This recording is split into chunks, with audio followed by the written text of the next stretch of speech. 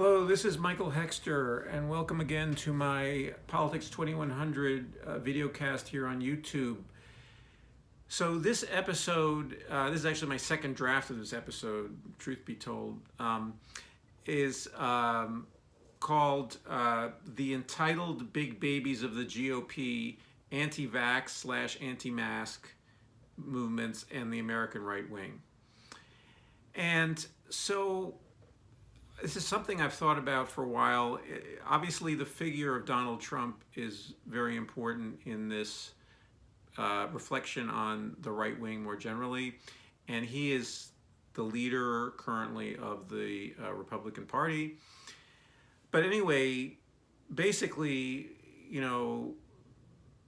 my view, or sort of in terms of the impression that certainly Trump gives, and then his imitators and the entire movement, the movement that in some sense gave birth to him, or the base that gave birth to him, and then the many politicians now that are basically copying his modus operandi, they appear to be, like the title says, entitled big babies. So they are very childish in their actions and in their politics even.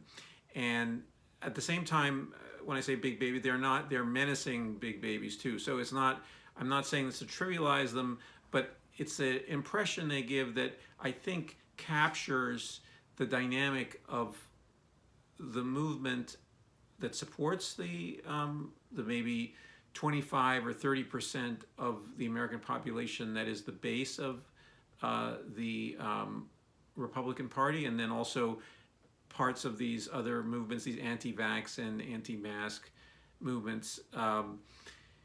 Anyway, they appear to be very childish, and to sort of define this, so it's not just simply me saying the word childish and saying as if this is it is a put down.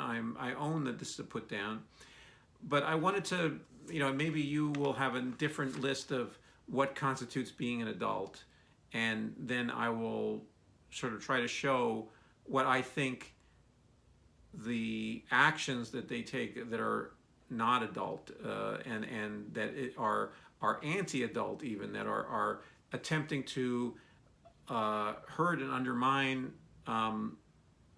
the project of Americans being a more mature people, a more adult polity, a more adult government that does what needs to be done, okay? And there's a lot of things that need to be done for us to basically to survive as a civilization, as a species. So I made this informal list, and again, you may find that there are holes in it, or but these are important aspects, I think, of adulthood. So anyway, delay of gratification is one aspect of being an adult.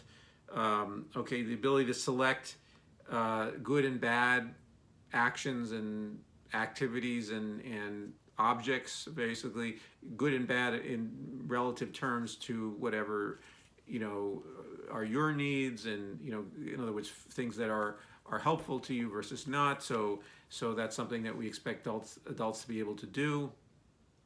And then plan for the future. That's something that's under the reason why I have to, in some sense, make this list here is that planning is, while there is an industry about financial planning, and that's something that is emphasized in our society because there's a market for it.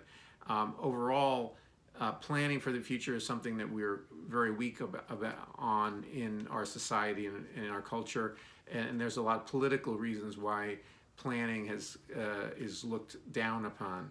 And so take responsibility for either mistakes that you make or things that you do that cause harm to others, or I think that's pretty much uncontroversial what we think of when we think of an adult, and adjust to new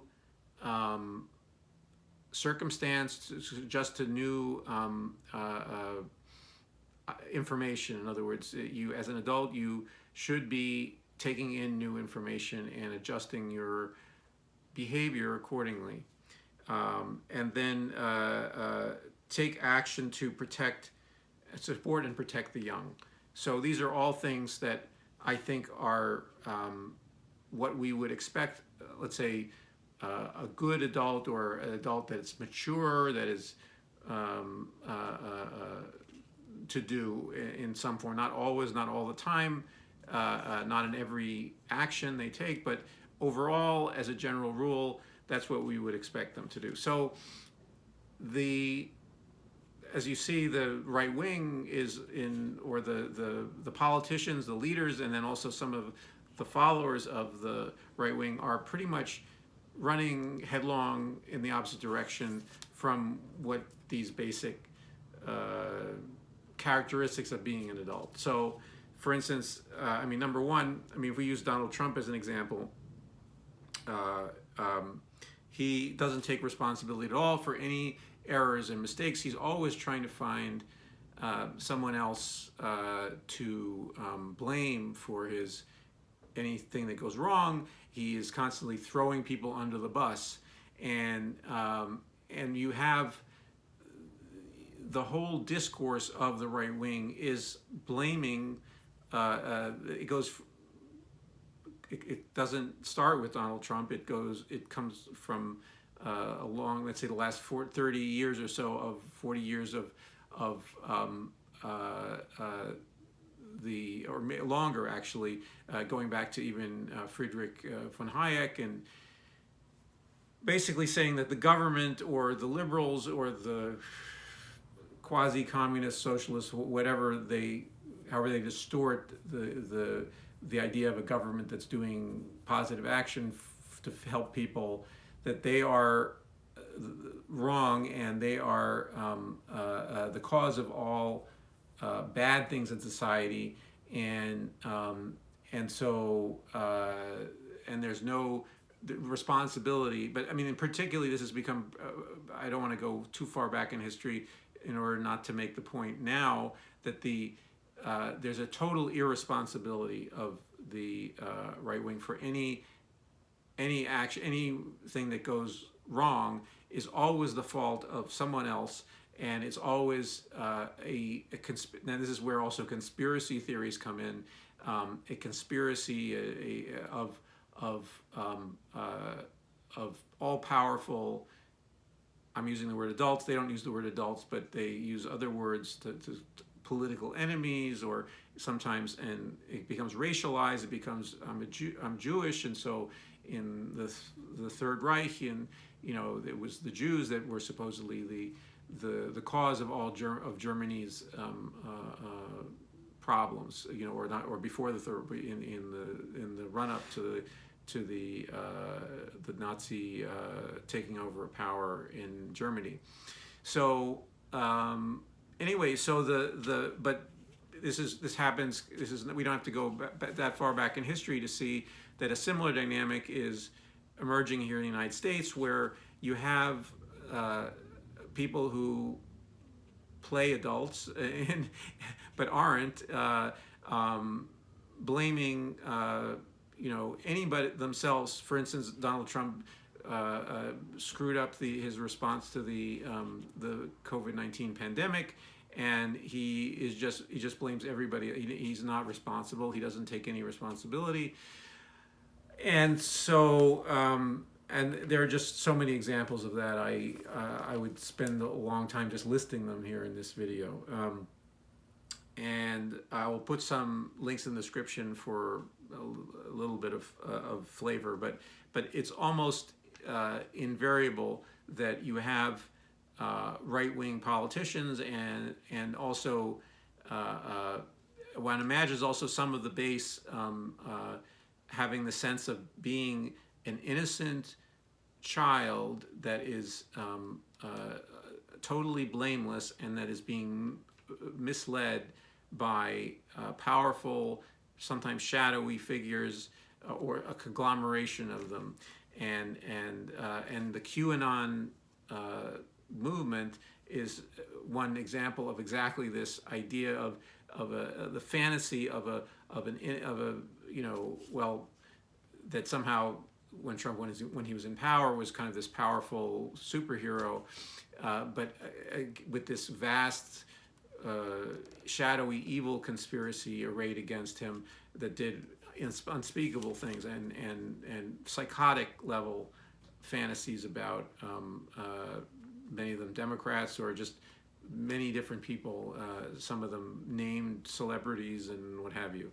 So, so anyway, obviously, I mean, planning for the future, this is sort of off the table in terms of, I mean, in our society, both parties, both the Republicans and Democrats, are very poor at planning for the future. The Democrats slightly better than the Republicans, and some of this has to do with the association of planning with communism in the mind of American politicians, and it's not necessarily the case. Planning occurs under capitalism and also in other socioeconomic systems. So, but anyway, but it's considered to be not something that it happens under the table, so to speak, rather than something that needs to be discussed publicly and democratically at the best, in the most optimal way. So, and obviously, taking in new information is something also that the right wing is very much challenged by. New information, being able to accommodate new information, the whole idea of the resistance to the COVID-19 pandemic, the resistance to taking measures like wearing a mask or taking a vaccine, and the newness of that vaccine are all things that the right wing is trying to explain away because it will alter their fixed ideas that they inherited, rather than as adults accommodate a new bit of information, or at least to critically evaluate it, but then accommodate it. And the thing is that there's a show in the anti-vax literature, and not really literature, but transmissions of anti-vax sentiment and utterances and videos and so forth and so on. There's a show of deliberation, but it is unmoored from basic statistics and basic data collection or reliance on those things. In other words, I'm not expecting ordinary people to be able to do the data collection that scientists do or the governments do, but the anti-vax literature is divorced from, and the anti-vax discourse is divorced from looking at the actual data and being able to analyze that data using reliable statistics, or at least relying on people who do that. And not to say that are there instances where one should be skeptical of this kind of data analysis by public institutions? Yes, but it happens to be in this case in the area of public health that these are more reliable. And if you want to do a deep dive, but you need to be constantly using the data and not running away from the data because you have a prejudice or for holding on to the status quo, and not the status quo, your mental status quo. In other words, what you think are in other words, that you don't like the idea. You didn't go wear a mask when you went to school, so therefore your children should not wear masks when they go to school. And so, and to think that well, you didn't have this highly infectious, potentially lethal pathogen, endemic, or let's hope not endemic, but in a epidemic and pandemic state of distribution in the population when you were going to school. And that's accommodating a new bit of information that is very, very hard for the right wing, and that's something that goes to the heart of the psychology of being a right wing person. So but anyway, and delay of gratification, This is also something that runs through, I think, a lot of the right-wing anti-vax, anti-mask, and then also just in general, there's an attempt that Americans have, or I mean, other people in other cultures sometimes have similar things, but I think in the United States we are particularly short-term focused, and short-termism is very is a part of our economic system too, in some sense, and that our consumer culture, rewards people to be short-term in some ways. You have to be both short-term and long-term in reality, but there's a pull to be focused on your immediate gratification, and so you have to, as an adult, to be able to delay your own gratification, to be able to figure out, you have to take care of your kids, and the kids need to be taken care of first, or you just have to be able to, go to work and, work at your job, because even though your job may not be what you want to be doing, you want to get your paycheck and then do something that you want to do, or to gratify yourself in some way or another.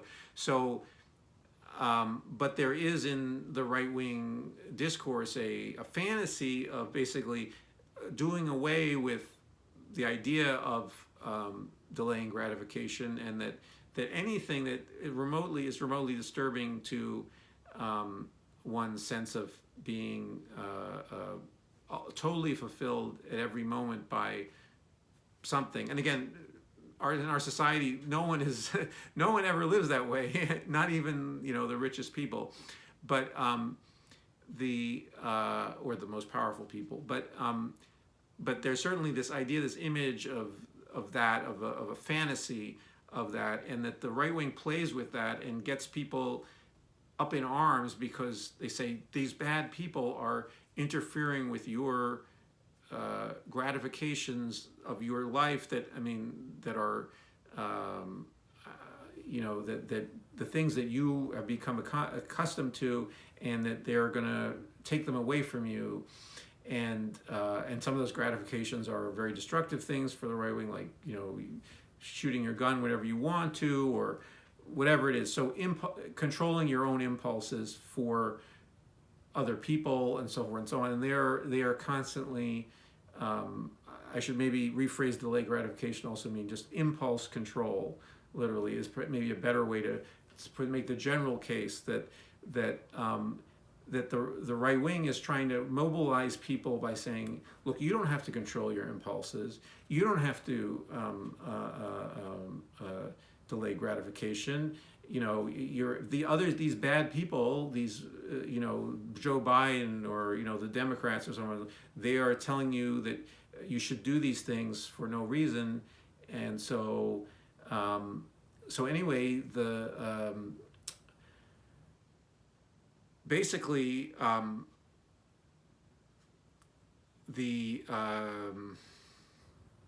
getting a call on my phone, but anyway, basically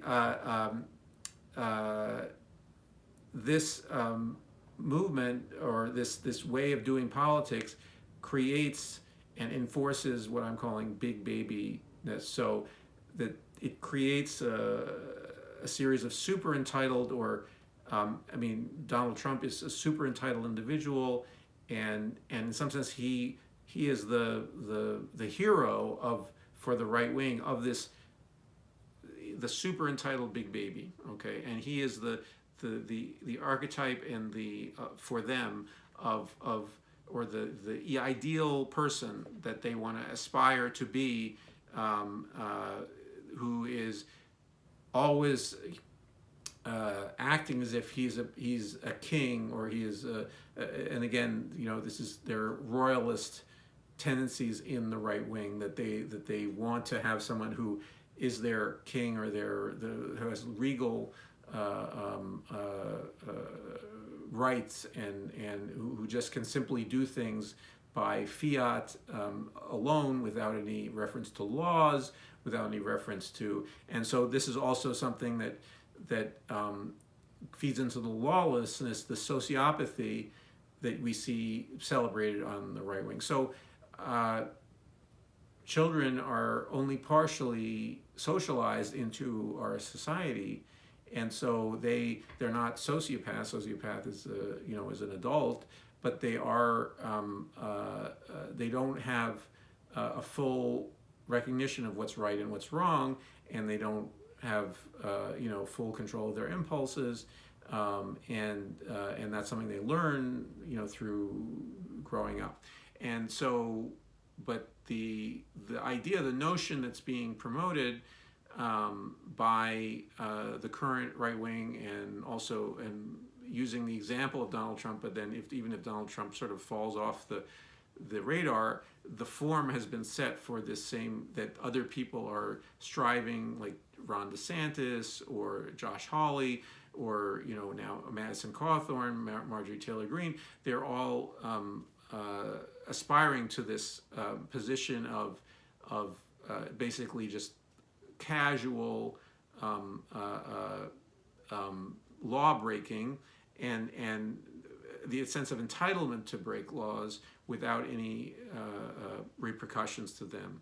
And so this is obviously very dangerous, and this is obviously something that